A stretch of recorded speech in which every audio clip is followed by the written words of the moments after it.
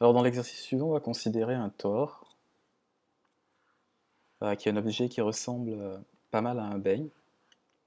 Et on va s'imaginer qu'il y a une personne qui est située sur ce tore-là. Donc on a un tore qui a un diamètre de 1 km. Donc il y a une personne qui est située sur le bord du tore, et la personne ressent une certaine accélération. Voilà.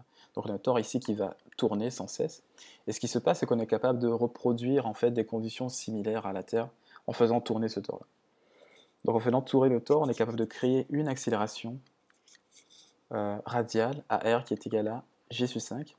Et on cherche à déterminer la période qui est reliée à cette accélération. Donc ici, il faut se rappeler de la relation entre la période et l'accélération. On a que t au carré est égal à 4pi carré fois le rayon, divisé par l'accélération radiale. Donc ici, il nous suffit de remplacer la valeur de l'accélération radiale dans l'expression et de tirer la valeur de la période. Donc on va le faire, on aura t au carré qui est égal à 4pi au carré fois le rayon divisé par g sur 5. Donc le 5 ici remonte. On a 5 fois 4 fois pi au carré.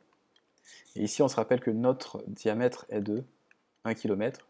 Donc ça veut dire que en fait, notre rayon, le diamètre c'est ça ici, tout au complet qui est de 1 km. C'est-à-dire ici que notre rayon est de 0,5 km, donc 500 mètres. Okay. Et ici au niveau de l'accélération, on a 9,8. Étant donné qu'on cherche la période t, on va faire la racine carrée de cette expression-là et qu'on calcule le tout.